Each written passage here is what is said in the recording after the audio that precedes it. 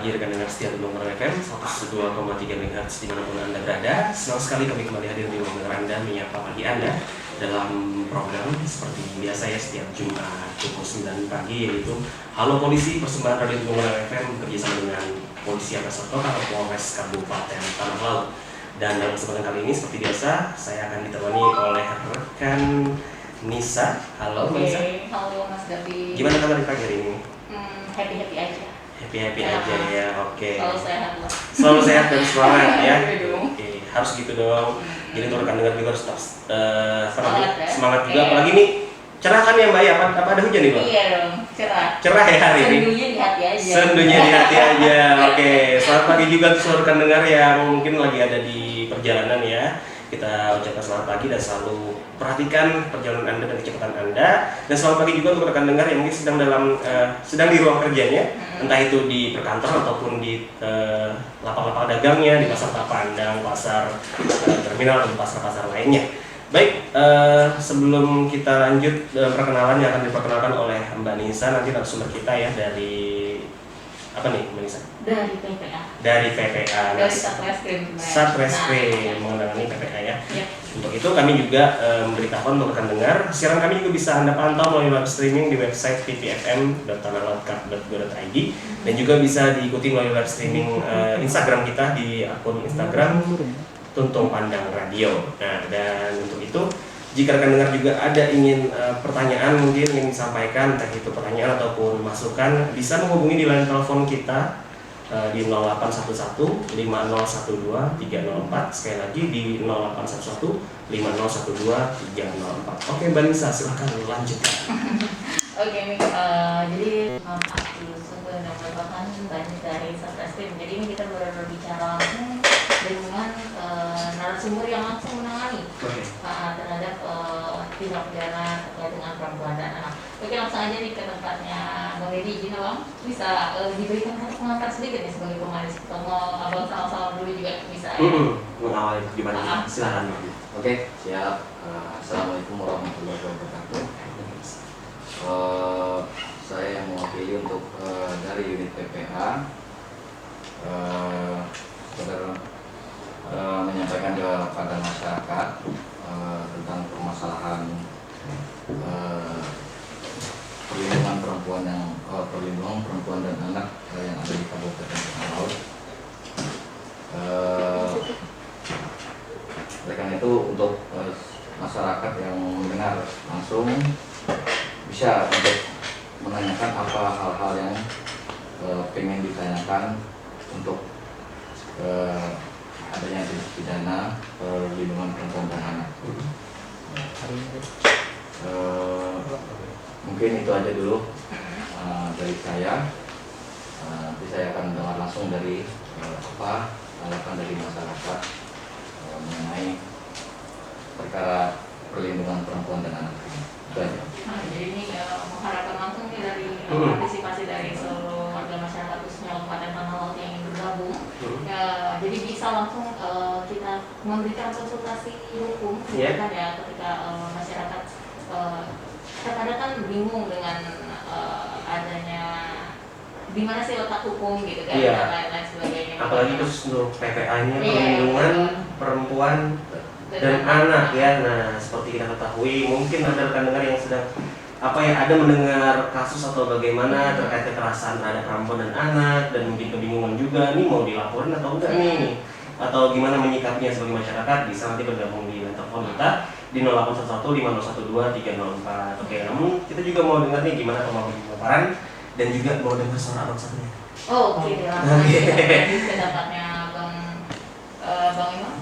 Aduh, syukur sebenarnya lebih kenal di mungkin bisa sampaikan nih pengantarnya gimana nih untuk PPA sendiri. Terima kasih atas waktu yang diberikan. Assalamualaikum warahmatullahi wabarakatuh. Sebelumnya kami minta maaf karena seharusnya yang datang di sini adalah beliau Bapak Kasih Reskrim dan juga beliau Kadit PPA. Namun karena sesuatu hal beliaunya tidak bisa datang dan kami yang saat ini menangani di bagian PPA ini ditunjuk beliau untuk menggantikan beliau untuk hadir di tempat ini.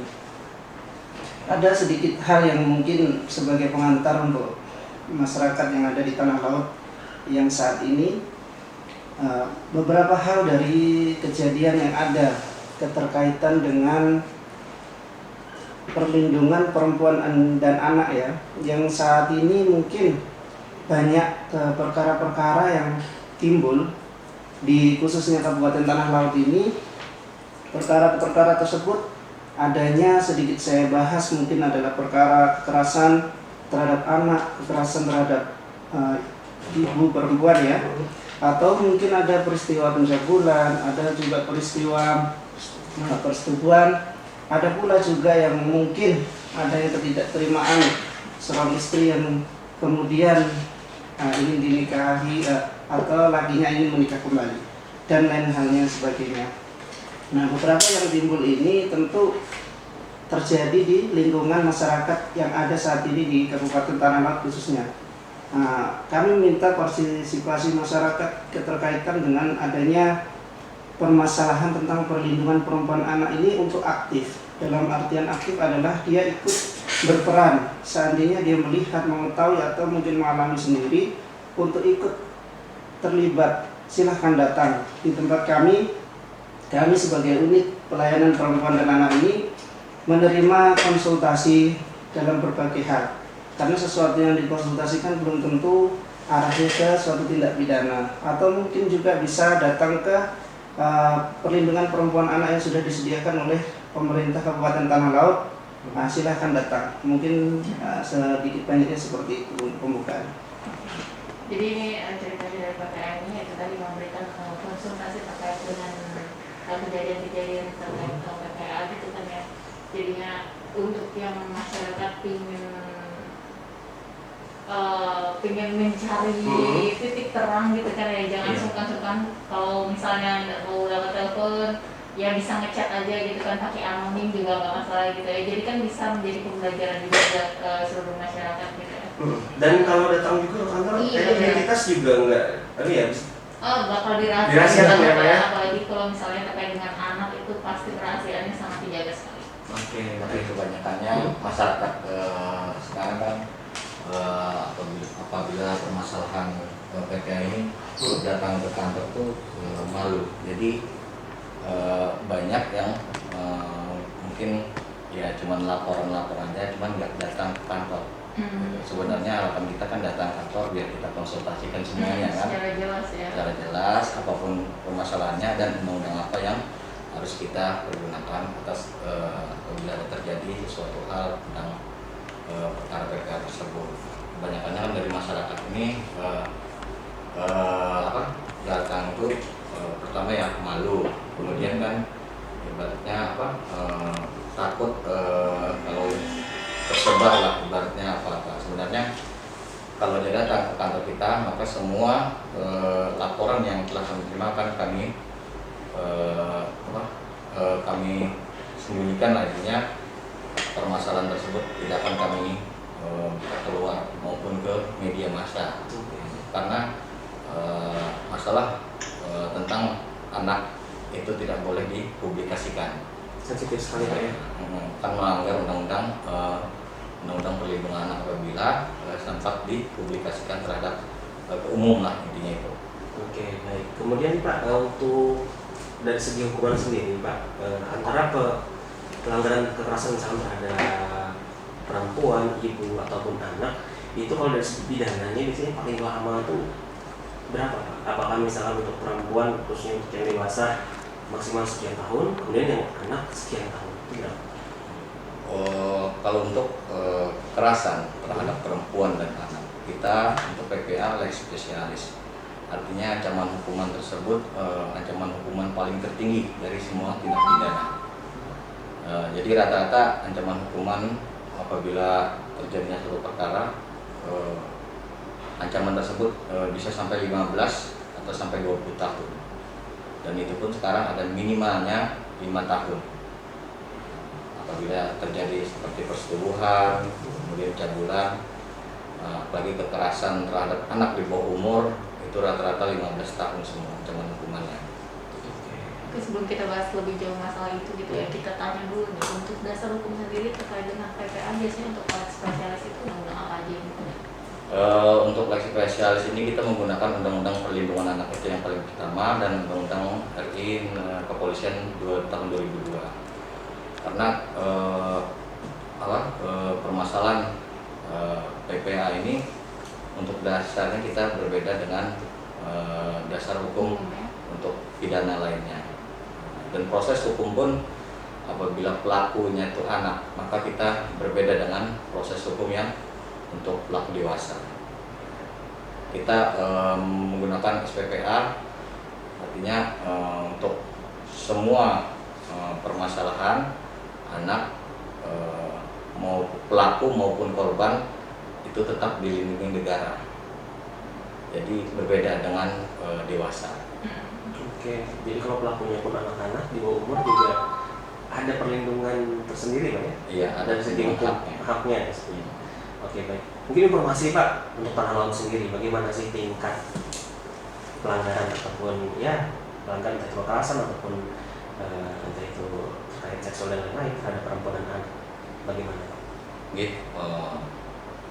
Untuk pelanggaran atau tindak pidana di Kabupaten Tanah Laut, permasalahan perlindungan perempuan dan anak ini untuk tahun ini mungkin semakin meningkat 2 kali lipat dari tahun sebelumnya.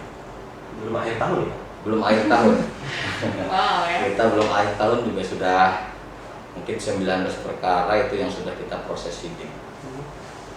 Dan kemudian untuk tahun ini pelanggaran tindak pidana persetubuhan orang tua yang menyetubui anaknya 2 kali lipat dari sebelumnya.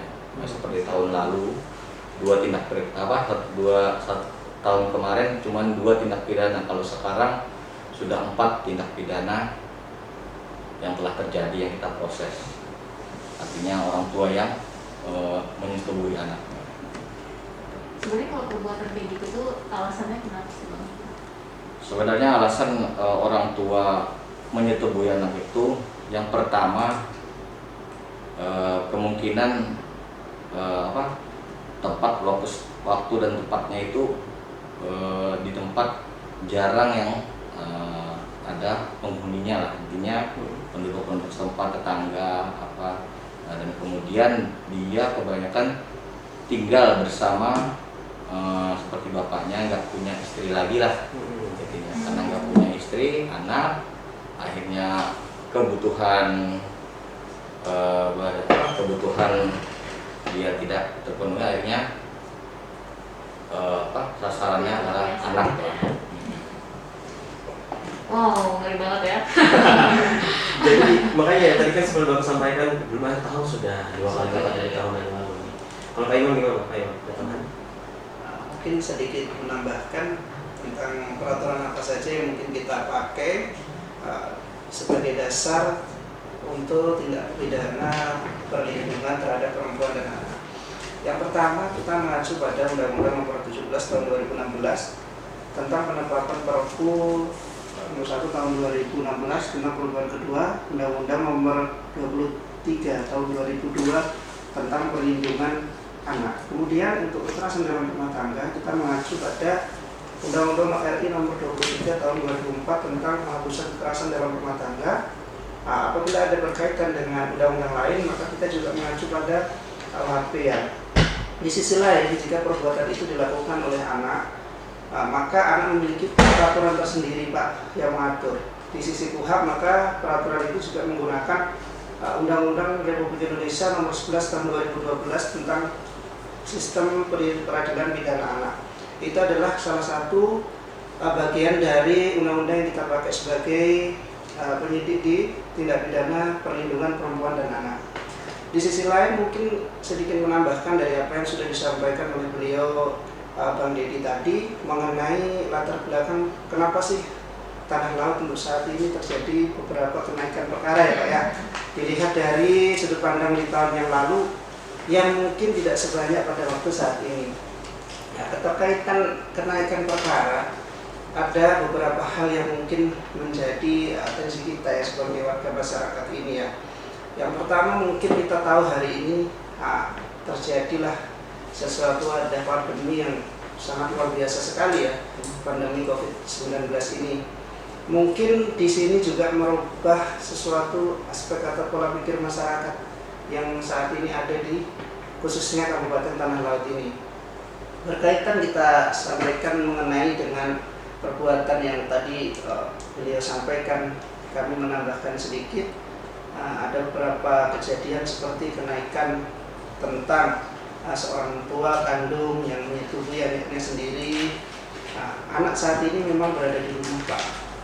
Mereka melakukan pembelajaran secara online. Otomatis banyak membuka peluang orang tua yang mendidik anak di rumah. Tapi tidak sedikit banyak orang tua itu yang seharusnya mendidik anak di rumah malah melakukan hal-hal yang negatif. Karena orang tua pun juga saat ini banyak di rumah Pak. Nah, karena sama-sama banyak di rumah, lalulah timbul beberapa aspek yang muncul jika berkaitan dengan yang ada saat ini. Kesediaan orang tua di rumah seharusnya sebagai contoh terhadap anak, tetapi yang ada adalah memberikan sesuatu hal yang tidak baik Pak. Seperti nanti adanya kebersamaan orang tua yang baik, timbullah orang tua melakukan suatu tindakan pidana, baik itu persetubuhan atau pencabulan terhadap anaknya sendiri. Namun kalau dikaitkan dengan di luar daripada itu, memang kebanyakan Pak yang terjadi saat ini kalau mengenai adanya orang tua yang melakukan persetubuhan atau pencabulan terhadap anak ini karena didasari oleh pisahnya hubungan Pak antara seorang ibu dan seorang anak, seorang ibu dengan seorang ayah. Ayah yang bercerai dengan ibunya itu mungkin bagi seorang ibu hal yang biasa. Dia bisa mencari orang selain orang lagi. Tetapi itu menimbulkan psikis yang luar biasa bagi anak ini. Anak itu bingung Pak, dia mau mencari arah kemana. Dia mencari ibunya, mungkin ibunya saat ini sudah ada pasangan yang lain. Dia mencari bapaknya, mungkin bapaknya juga punya pasangan yang lain. Jadi bagaimana dia mau kemana kan gitu. Nah, dari situlah hal-hal negatif itu masuk ke dalam diri dia. Dia memerlukan suatu perlindungan yang dari orang tua, tapi orang tua tidak bisa memberikan sesuai dengan keinginan. Terbanyak dari prospek yang kami tangani saat ini berkaitan dengan perbuatan yang dilakukan orang tua di luar dari pandemi adalah seperti itu. Hampir semua korban adalah orang dari imbah suatu perceraian. Kita tidak menyalahkan perceraian, cuma kita kasih terhadap anak Pak. Nah, itu kebanyakan yang kalau berkaitan dengan perbuatan persetubuhan atau pencabulan terhadap anak. Namun kalau berkaitan yang lainnya, seperti yang saat ini ya, kami sedikit menginfokan mungkin untuk pembelajaran juga kepada kita semua ini yang saat ini marak adalah berkaitan dengan pencurian Pak. Nah, ada beberapa hari ini ada sedikit kita menangani tentang pencurian. Jadi saya sedikit infokan ya, anak-anak yang di rumah ini mohon dengan sangat baik kami menghimbau masyarakat untuk kepeduliannya Pak. Mungkin masyarakat saat ini anak di rumah dikasih HP, dibiarkan saja, tidak diperhatikan, tidak didampingi. Ya, yang ada dia bukannya belajar tetapi melakukan sesuatu hal yang tidak baik Pak. Dia membentuk suatu bentuk kelompok Pak dalam suatu grup. Grup itu bukan grup pembelajaran, tetapi grup itu mengenai suatu rencana tindak pidana. Tindak pidana ini bukan main-main, tetapi seorang anak yang usianya sangat dini sekali ya, itu bisa merencanakan suatu upaya tindak pidana yang sangat luar biasa. Sederhananya dia ini anak si B dengan kelompoknya memiliki kategori melakukan pencurian dan ini. Anak si C sama, seakan-akan mereka mempunyai spesialis atau spesifikasi tersendiri. Nah, dari sini I-nya pun bisa berencana kapan waktu untuk melakukan itu, bagaimana cara melakukannya, dan bahkan hasil dari tindak pidana ini dipakai bersama-sama. Mungkin jikalau hasil ini dipakai untuk kebutuhan mereka secara pribadi yang baik, tetapi kenyataan tidak Pak. Uang atau benda yang hasil mereka ambil kepunyaan milik orang lain ini dipergunakan untuk konsumsi minum-minuman keras atau minum-minuman beralkohol. Kemudian juga membeli macam-macam lain yang itu tidak pidana, seperti bagian dari narkoba, selektif dan lain sebagainya. Terima kasih. Baik, untuk grup tadi Pak, apa itu temuan memang terjadi di Tanah Lot sekarang? Sedang dalam penanganan atau sudah terjadi sebelumnya? Nah, kalau kami Pak ya, untuk saat ini baru ini menemukan ini untuk grup ini. Jadi ada nama grup tertentu dan grupnya ini sangat luar biasa namanya. Mungkin beliau Pak Redi lebih mengerti karena beliau kemarin yang secara langsung menemukan anak-anak ini Pak. Jadi saya juga bingung nih, kok ada seorang anak yang mungkin di luar kita ya Pak ya, dengan usia ya masih muda kan, tapi pikiran tidak pidananya ini sudah sangat jauh sekali. Terkoordinir gitu ya? Ya, itu dia. Itu gimana Pak? Sekarang bagaimana kasusnya? Untuk sekarang kasusnya masih dalam proses, ya masih dalam proses karena ini pelakunya ini anak, makanya kan itu ada perlindungan hukum lah buatnya, perlindungan hak hukum buat pelaku anak tersebut. Makanya proses tersebut nanti kita koordinasikan dengan instansi lain bagaimana, dan kita akan koordinasikan juga pada pihak korban karena anak tersebut kan masih sekolah. Intinya kan anak tersebut masih sekolah dan dia harus mendapatkan pendidikan. Dari negara mengharuskan dia harus mendapatkan pendidikan. Tapi karena ini sudah terjadi tindak pidana yang dilakukan oleh anak-anak tersebut, maka kami akan mengkoordinasikan dengan instansi lain bagaimana dan harus dibuat apa anak tersebut. Apakah kita harus dididik, dibimbing, atau kita serahkan ke pihak pihak hukum yang lainnya, artinya kita menyusun perkaranya, tapi kita akan mungkin kita diversi atau kita RJ karena anak tersebut masih sekolah intinya. Jadi kalau bicara grup itu tidak cuma 1-2 anak Mbak? Banyak ini berarti. Itu Ya. pendampingan orang tua. Sebenarnya lagi. gini, masalah anak ini yang harus peran aktif orang tua itu adalah mengontrol media sosial yang dia gunakan, artinya berupa handphone yang dia miliki itu harus dikontrol orang tua.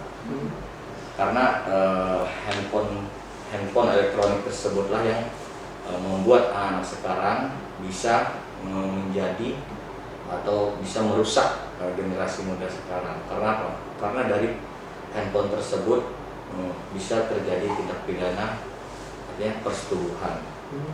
Dari handphone tersebut bisa terkoordinir menjadi tindak pidana pencurian yang ada sekarang ini. Jadi sebenarnya orang tua lah yang peran aktif untuk mengontrol handphone yang dimiliki anak tersebut. Apalagi kan sekarang sudah zamannya canggih, belajar online apa. Nah, jadi orang tua itu harus mengontrol anak tersebut, apakah menggunakan handphone tersebut dia gunakan untuk belajar, atau apakah dia gunakan untuk hal-hal yang lainnya. Jadi orang tua lah yang harus lebih berperan aktif. Itu sebenarnya. Oke, jadi memang ini informasi, jika ada pendengar yang mungkin orang tua di sana yang memiliki anak yang sedang menempuh pendidikan ini, kalau yang anak ini Pak, pendidikannya SD, SMP, atau SMA nih yang terpantau dari grup pusat? Rata-rata untuk sekarang ini terpantau untuk masih sekolah menengah. Sekolah menengah Pak ya? Sekolah menengah. Nah, ada yang baru pertama masuk kelas berapa tuh? Kalau sekarang kan kelasnya berubah namanya. Iya, kelas 11 Pak ya, 12. Pokoknya rata-rata sekolah menengah. Usia berapa? Usia mungkin dari 13, 14, 15 tahun. Wah, ini benar sekali. Dan kalau bicara tadi penggunaan media sosial, tentunya fasilitatornya dalam artian di sini gadgetnya itu dari orang tua, benar sekali Pak ya. Jadi orang tua sendiri harus waspada sekali nih kalau misalkan memberikan gadget atau melihat anak yang menggunakan gadget, perlu dipantau benar-benar karena seperti disampaikan. Dan ini informatif sekali untuk rekan dengar, khususnya para orang tua ya, perhatikan sekali anak-anaknya. apalagi yang seperti tadi bilang umur belasan-belasan itu memang mungkin penasaran atau gimana, tapi ini kalau bicara grup terstruktur sekali ya. Oke, baik. Dan Mbak Nisa, kita udah di perjumpaan dulu nih, kita akan rehat sejenak dan kita lanjutkan perbincangan kita terkait PPA ya. Dan kita akan kembali setelah jeda pariwara berikut ini.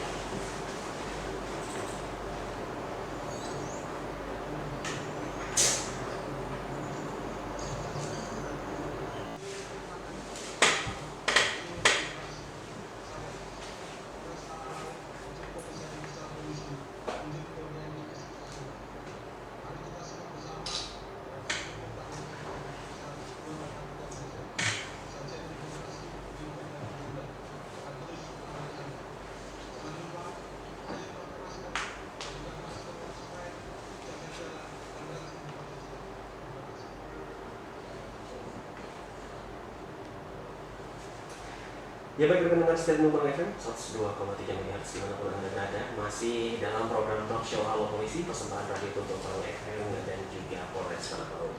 Dan kita lanjutkan kembali ya Mbak Nisa terkait pembahasan kita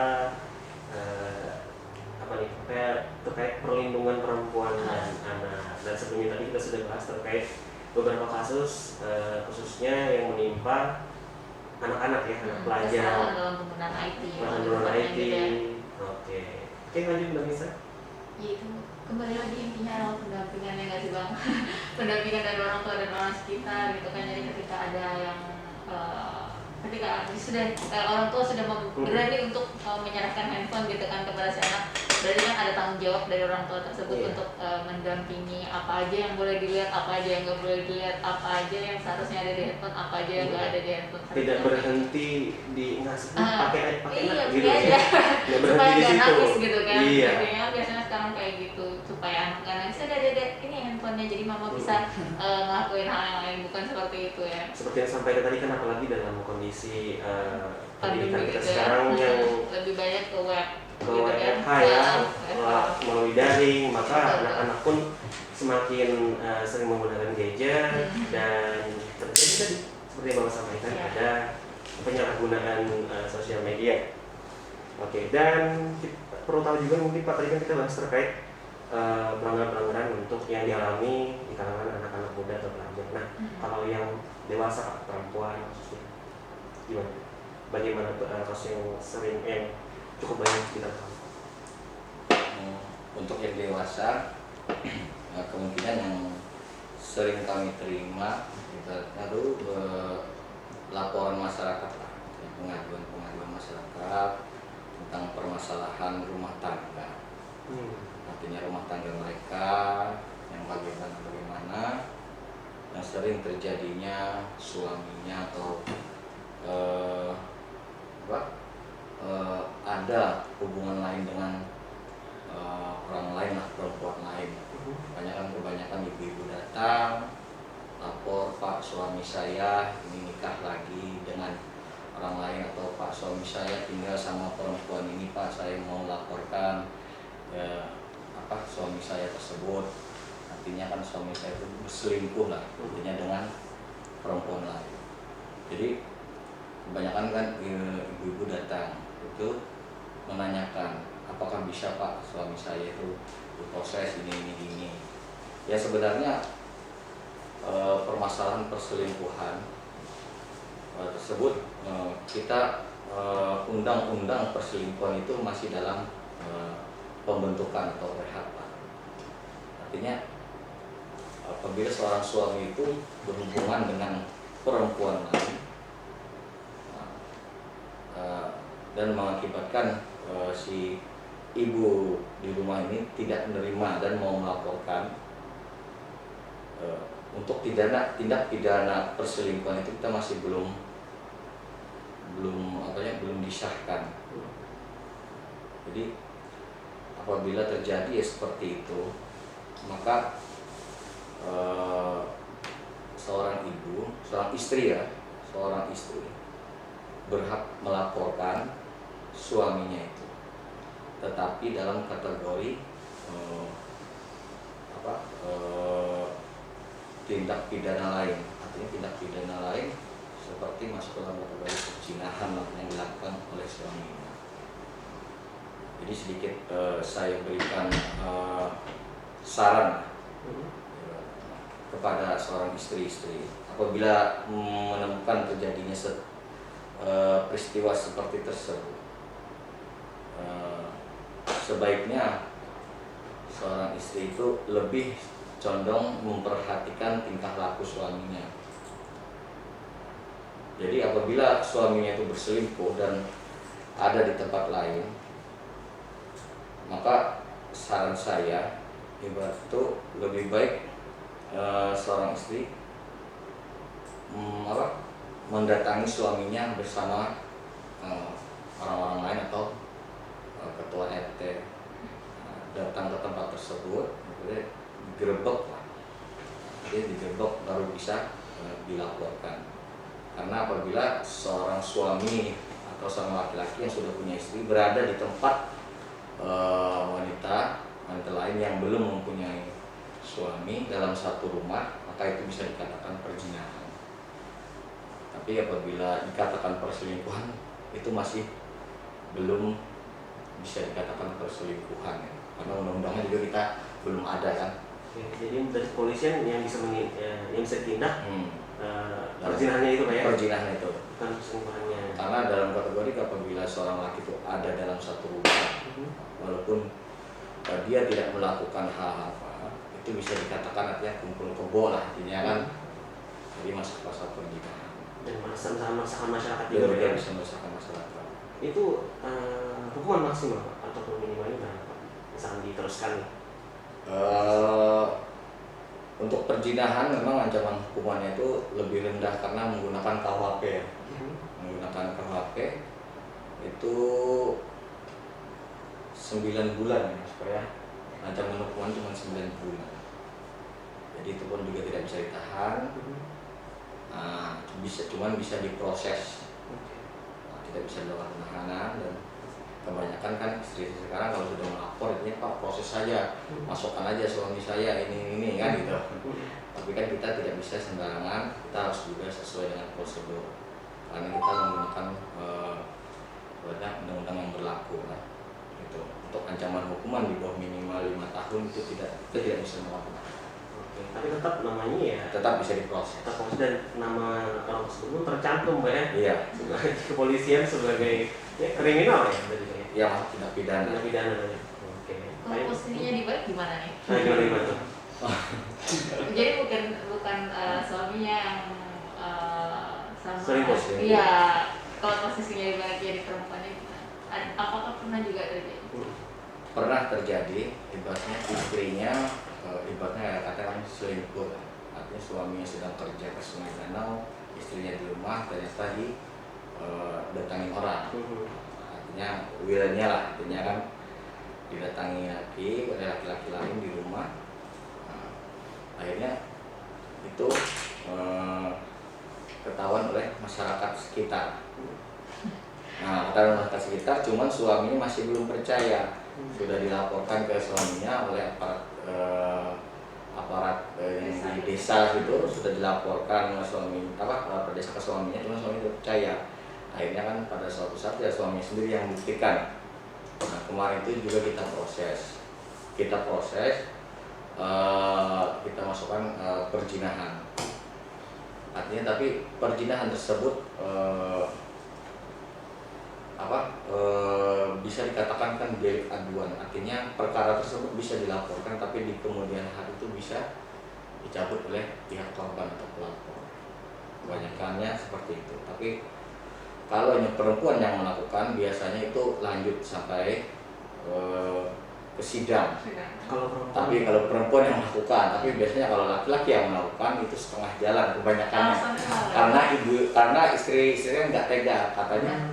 Kasihan anak menggunakan hak. Damai apa?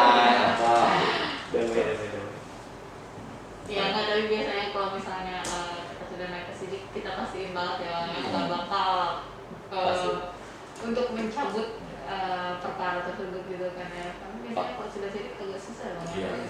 Tapi sebelum melaporkan tersebut dia harus juga membuat surat pernyataan. Artinya surat pernyataan yang dia buat itu tidak akan mencabut lagi laporan yang sudah dia laporkan.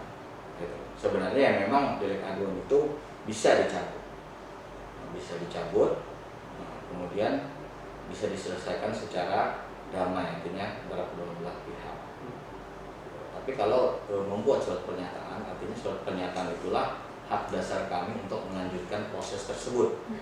Walaupun di kemudian hari dia mau mencabut, tapi mencabutnya perkara tersebut bukan di tempat pihak kepolisian. Artinya silakan mau di pengadilan, mau diselesaikan secara atau sebelum di pengadilan di kejaksaan, itu bisa diselesaikan secara damai. Jadi untuk kepolisian lanjut terus Pak ya? Kita lanjut terus Sampai kemudian baru bisa lanjut.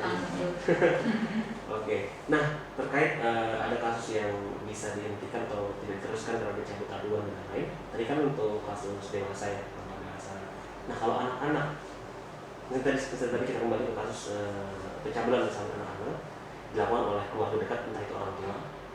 Kemudian memungkinkan nggak kasus itu dihentikan ya? Jadi damai gitu Pak? Ada Itu kan bukan delik aduan. Bukan. Kalau persetubuhan Jadi pencabulan bukan delik aduan. ya. benar. Saya sedikit Pak memberitahukan bahwa di dalam perkara itu ada beberapa hal yang harus kita perhatikan. Ada di situ yang disesuaikan dengan sampaikan Pak Didi tadi masalah delik aduan, ada juga yang delik murni. Salah satu kategori persetubuhan dan pencabulan terhadap anak oleh siapapun yang melakukan itu adalah kategori delik murni. Delik murni yang disebutkan di situ apabila dilakukan oleh orang saja sudah masa hukumannya adalah maksimal 12 tahun. Jika itu perbuatan dilakukan oleh keluarga terdekat, baik orang tua, keluarga dan lainnya, ditambah lagi sepertiganya menjadi 20 tahun masa ancaman hukuman itu. Bahkan jika dilakukan oleh orang yang berkali-kali sudah melakukan perbuatan itu, ataupun dilakukan oleh banyak orang yang menjadi korban ini banyak, itu ancamannya ada sampai kebiri, bahkan ya sampai lebih daripada itu lagi. Nah itu bedanya. Kalau toh anak-anak yang menjadi korban di luar dari persetubuhan dan pencabulan seperti pencurian, kemudian perbuatan lain yang kategorinya ini adalah delik aduan, masih bisa kita selesaikan Pak. Nanti penyelesaian itu namanya adalah diversi buat anak, seperti itu. Nah, jadi dan saya sedikit menambahkan ini Pak mengenai yang disampaikan oleh Pak Didi tadi mengenai kekerasan dalam penghapusan kekerasan dalam rumah tangga berkaitan dengan perkawinan Pak. Sedikit menambahkan, ibu-ibu sekarang harus lebih memperhatikan hal-hal yang mungkin sepele Pak, tetapi memiliki suatu dampak yang besar. Itu apa? Yaitu lakinya menikah lagi. Lakinya menikah lagi itu sebenarnya ada suatu prosedur yang harus mereka ketahui, tetapi mereka tidak tahu. Kadang dia hanya meminta izin terhadap istri untuk menikah lagi. Nah, kita harus melihat dari sudut pandang mana mereka melakukan itu.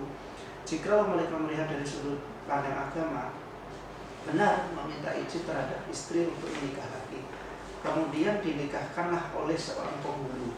Nah, kemudian ada juga kepala desa yang memberi surat keterkaitan pernikahan mereka. Itu kalau secara agama kita mengakui itu boleh dan sah. Namun secara hukum kita harus memahami Pak, untuk seorang ibu yang istrinya menikah lagi itu dia harus mengajukan ke pengadilan. Pengadilan itu antara orang muslim dan muslim tentu berbeda. Jika orang muslim tentu di pengadilan agama, kalau non muslim di pengadilan negeri. Disitulah pihak agama yang menentukan seseorang ini mendapat persetujuan dari seorang istri, dari mereka yang memberikan persetujuan nanti dalam bentuk tertulis. Kemudian sekarang mengenai penghulu Pak. Nah, jadi mungkin orang tidak tahu atau mungkin ada yang tersinggung dengan sesuatu hal ini. Seseorang yang boleh menikahkan itu Pak, secara aturan nikah bicara ya, dia adalah seseorang yang ditunjuk secara resmi oleh pemerintah. Pemerintah sudah menyediakan wadah Pak. Wadah itu adalah kantor urusan agama bagi muslim, dan kemudian bagi non muslim juga ada di pengadilan negeri yang diawali mungkin di gereja mereka masing-masing. Nah, kemudian penghulu yang saat ini menikahkan mungkin benar secara agama dia sah, tetapi secara rukun dan syaratnya dia untuk penghulu benar, tapi secara administrasinya dia tidak pas Pak. Siapa yang telah melakukan penunjukan dia untuk melakukan pernikahan itu? Kadang mereka tidak ada Pak. Kami pernah melakukan pemeriksaan terhadap beberapa orang penghulu, katanya keterkaitan dengan pelaporan seorang perempuan terhadap kita. Bahkan mereka hanya ditunjuk oleh orang-orang sekitar. Ya, memang benar boleh, karena orang tua kandung pun ibu bapak menikahkan anak boleh, itu masalah agama. Tapi begitulah aturan kita yang saat ini kita pakai. Kemudian yang terakhir itu mengenai kepala desa. Jadi kepala desa itu secara aturan tidak ada kuasa untuk mengeluarkan suatu aturan tentang pernikahan. Semua sudah diatur oleh pemerintah, KUA lah yang punya hak untuk itu. Jadi harus diperhatikan itu. Nanti ada Pak, sebagian masyarakat kampung yang tidak mengetahui itu, mereka meminta kepada kepala desa, kepada Pak Bekal, kepada lurah. Jadi kami mohon untuk kepala desa atau lurah pembekal yang mendengar ini, tolong jangan diberikan surat itu. Surat apa Pak? Surat keterangan nikah Pak. Surat keterangan Ya. nikah. Artinya bahwa mensahkan dia nikah, artinya kan tidak artinya kalau di kampung itu kan tidak dikatakan zina atau gimana gitu ya. Jadi mensahkannya suatu hubungan mereka itu, maka kebanyakan kan untuk sekarang ini pembakar atau kepala desa atau memberikan surat tersebut, artinya supaya ibaratnya tidak ada pemikiran masyarakat bahwa hubungan mereka ini tidak sah gitu. Jadi makanya kan dikeluarkan surat itu supaya dikatakan sah, yang sebenarnya padahal surat tersebut tidak benar. Yang boleh mengeluarkan adalah KUA. Dan tentunya untuk semua ini demi perlindungan wanita tadi Pak? Iya. Lanjut Pak. Untuk secara besarnya yang kedua Pak, kalau mengenai tentang penghapusan kekerasan terhadap anak ini sering juga timbul di laporan kami ini mengenai tentang penganiayaan Pak. Jadi seorang istri yang menerima kekerasan dari suami, tetapi sangat jarang kalau suami itu menerima kekerasan dari istri ya. Jadi kebanyakan itu memang istri yang mendapat perlakuan itu. Dan istri ini orang yang saya akui wanita paling sabar di dunia. Siap. Dibalik mungkin ucapan beliau ini yang katanya istri ini mulutnya banyak. Mohon maaf ini kalau disinggungan ini. Saya lihatnya luar biasa. Memang benar. Benar ya. Karena untuk suatu istri Pak berniat untuk melaporkan suaminya ini, itu butuh waktu yang sangat lama sekali. Bahkan ada yang mengalami penganiayaan ini sangat banyak sekali ya, berkali-kali baru dia punya keberanian untuk lapor. Bahkan lapor itu Pak, sudah lapor kemudian ya jarak waktu seminggu, 2 minggu, nanti dia datang lagi, Pak saya mau mencabut laporan saya Pak. Kenapa Bu? Karena dia bilang dia memikirkan anak Pak. Saya tidak bekerja, satu-satunya kehidupan saya ini adalah suami yang menafkahi saya. Padahal suaminya sering melakukan kekerasan. Itu sering sekali Pak. Makanya kami selalu menghimbau, Ibu yakin nggak untuk melapor? Ya. Ingat nggak sama anak? Sudah ada nggak? Jangan jadikan emosional sesaat ini, lalulah sadar seperti ini. Nanti kita sudah berupaya kesana kemari Pak, melakukan upaya penyelidikan maupun sudah eksekusi. Kenyataannya apa? Ya seperti itu. Dan itu sangat sering sekali Pak. Dengan sangat sering sekali. Jadinya ya sulit juga. Namanya seorang ibu kalau sudah marah ini, wah luar biasa sekali marahnya. Tapi ya nanti ya mungkin seminggu 2 minggu sudah baik damai lagi. Itu dampaknya gimana sih Pak kalau misalnya kasus seperti itu laporkan tarik? Itu ada gimana? Kalau kita menganut dalam undang-undang rumah tangga itu khususnya di pasal 44 itu Pak, memang masuk kategori delik aduan. Nah, memang di situ dibagi atas beberapa pasal, ada sekitar 4 pasal Pak ya. Satu itu dilakukan oleh lingkup keluarga dengan tindak pidananya ringan, itu diancam sekitar 5 tahun. Nggak ringan Pak. Kemudian yang kedua itu jika adanya luka berat maka dinaikkan menjadi 7, dan yang ketiga ayat 3-nya itu jika mengalami kematian Pak maka 15 tahun setelah berhentinya. Nah, yang terakhir itu antara suami istri atau istri terhadap suami atau suami terhadap istri itu sangat sedikit sekali, hanya 4 bulan saja. Itu apabila kekerasan tersebut masih bisa beraktivitas. Masih bisa beraktivitas. Walaupun biru-biru gitu kan. Iya. Nah, karena itulah kita kan selalu bekerja sama dengan instansi samping Pak. Untuk masalah kesehatannya itu tentu dokter yang bisa memberikan keterangan Pak secara medis ya, kan sesuai dengan kondisi fisik yang dia terima. Masuk dalam kategori apa?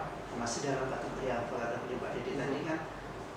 Nah, pemerintah daerah sudah menyiapkan di perhitungan pemerintah daerah itu menyiapkan tempat untuk melakukan psikologis. Semua biaya ditanggung oleh pemerintah daerah. Jadi seandainya saudara mungkin kan masyarakat tanah laut yang mengalami psikologis dirinya, ya kan, kami sebagai unit ya Pak ya, unit pelayanan perempuan dan anak di Kabupaten Tanah Laut ini jangan sungkan-sungkan untuk datang. Kalau saudara datang ke Polres, silakan datang di miliknya pemerintah daerah, BKKBN, untuk melakukan psikologis boleh, ya kan. Semua upaya pelaporan tidak selalu berujung pada unsur tindak pidana Pak. Ada juga mediasi yang nanti mencari jalan keluar kemana harus dibawa semua ini. Jadi tidak harus selalu mengarah pidana, karena unit pelayanan perempuan anak ini yang diutamakan tadi adalah penyelesaian di luar dari perkaranya dulu, mediasinya dulu, tentang apa yang harus dilakukan upaya tindak lanjutnya. Nanti kita ada keterkaitan yang saya sampaikan tadi, unit perlindungan perempuan anak di kabupaten, kemudian juga ada dari dinas sosial, kemudian juga kita nanti ada kalau pelakunya anak dari Bapas dari Banjarmasin, oleh pemasyarakatan, kemudian juga ada unsur pidana, kita tentu koordinasi dengan kejaksaan di Tanah Laut tentang tindak lanjut hukumnya. Kemudian kita juga mempersiapkan jika ada arah ke situ tentang PH-nya atau pengacaranya yang akan mendampingi mereka. Jadi itulah perlindungan perempuan anak selalu berkaitan dengan yang ada di Kabupaten Tanah Laut maupun di luar dari sini. Ada di pertama? Untuk sementara sedikit saran aja buat semua orang tua, artinya untuk permasalahan terhadap anak maupun permasalahan terhadap lingkup rumah tangga. Artinya pertama terhadap anak, saran saya kepada orang tua, jagalah anak kita selalu. Artinya sejak dari kecil jadikanlah dia raja. Setelah dia meranjak agak dewasa, jadikanlah dia teman. Dan dia mulai dewasa, jadikanlah dia sahabat. Karena apa? Pendekatan orang tua terhadap anak itu sangat penting. Karena apabila orang tua tidak memperdulikan anaknya, maka akan sering terjadi hal-hal yang membuat kesalahan terhadap anak tersebut, apa yang dia lakukan. Jadi orang tua perannya lebih aktif, apalagi seorang ibu yang lebih dekat terhadap anaknya. Itu aja. Oke, Mbak Nisa, halo. Saya masih agak tercengang gitu ya, segitunya gitu kan. Oke, Mbak Nisa, gimana komentarnya sebelum kita akhiri? Karena kita sudah berada di ujung acara ini. Oke. Gimana? Ya itu tadi sih tentunya. Saya juga berharap kepada seluruh orang tua, khususnya di Kabupaten Tanah Laut. Ayo, bukan orang tua aja sih, intinya orang sekitar anak, tolong sama si anak ini kalau diperhatikan gitu kan ya. Untuk perhatiannya ya nanti bolehlah minjem itu kan handphonenya, jangan dibiarkan isi pulsa, jangan seperti itu. Boleh dia bilang untuk belajar, tapi jangan lupa untuk pengecekannya tetap dilakukan gitu kan, karena rata-rata jangan lupa kejahatan yang terjadi itu bukan hanya karena ada niat dari pelakunya, tapi juga karena ada kesempatan dalam ngopi nih. Oke, baik. Demikian ya pendengar Setia FM, sudah 1 jam kebersamaan kita dalam program Halo Polisi kali ini.